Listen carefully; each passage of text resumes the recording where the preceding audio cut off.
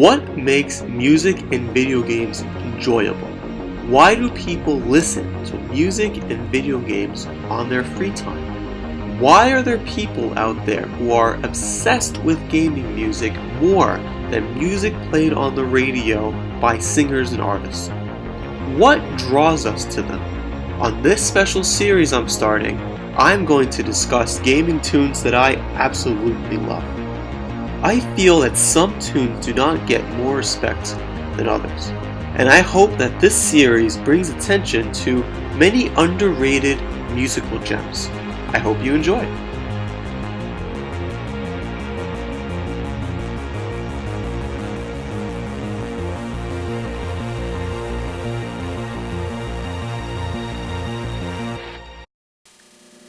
What is the definition of nostalgia? According to the Webster Dictionary, it means a wistful or excessively sentimental yearning for return to or of some past period of an irrecoverable condition. What is my personal definition of nostalgia? It is the feeling of longingness to experience the past. Why do people experience nostalgia?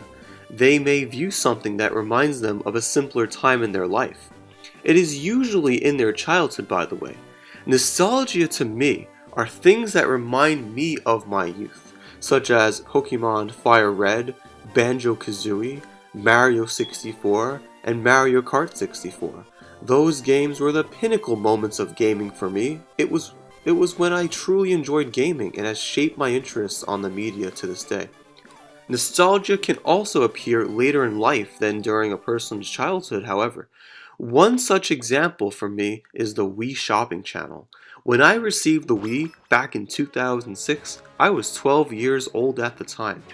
I remember getting Super Smash Bros. Brawl, and my 12-year-old mind was blown away by the amazingness the game was, although one aspect of Brawl forever shaped my gaming identity. In Brawl, there was the ability to play trial versions of the classic games that the Smash characters originated from.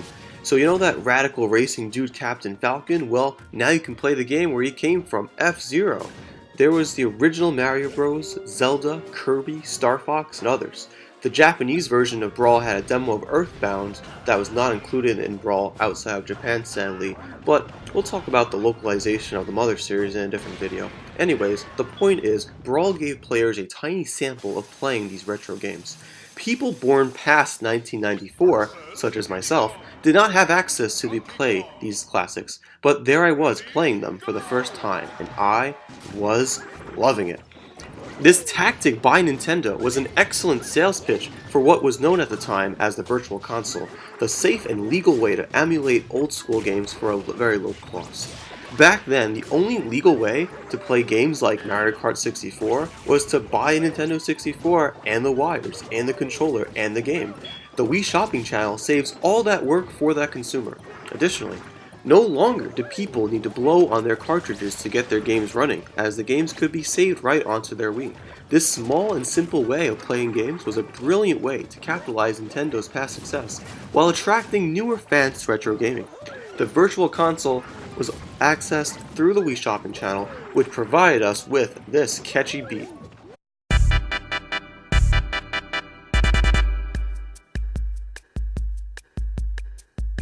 The Wii Shopping Channel was the mecca of classic gaming for those who did not have classic systems such as the NES, SNES, Genesis, TurboGrafx-16, and more. I absolutely adored this thing. I vividly remember during my birthdays, I just asked my relatives just to get me Wii Shopping points. So each year I would get over 4,000 points to get more and more retro games.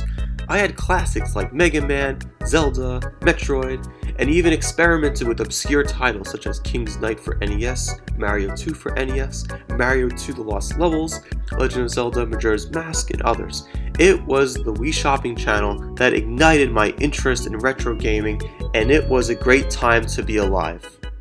But those days are gone. The Wii Shopping Channel is dead. Nintendo has killed it off and pulled the plug. They knew that it was not simply cost-effective to run both the Wii Shopping Channel and the eShop store, which is where all the developers are selling their new games on the 3DS, Wii U, and Switch. I personally knew it was coming, and it did. Where are we today?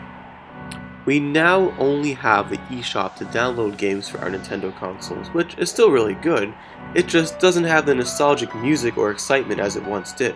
However, my biggest gripe with Nintendo has been their failure to properly preserve their own games. There are games originally made for the Wii Shopping Channel that was simply just not ported over to eShop.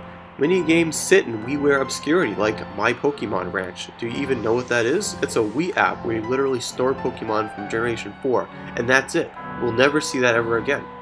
So Nintendo, please, preserve your content.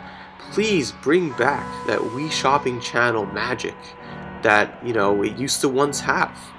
Maybe bring that music back to the eShop sometimes, just so a bunch of us can reminisce on what to buy, using that previous magical Wii Shopping Channel goodness. Hey, thanks for sticking through this video. I really enjoy talking about experiences from my childhood, especially moments that have a lasting impact, which is why I really started this whole Music Moments video segment.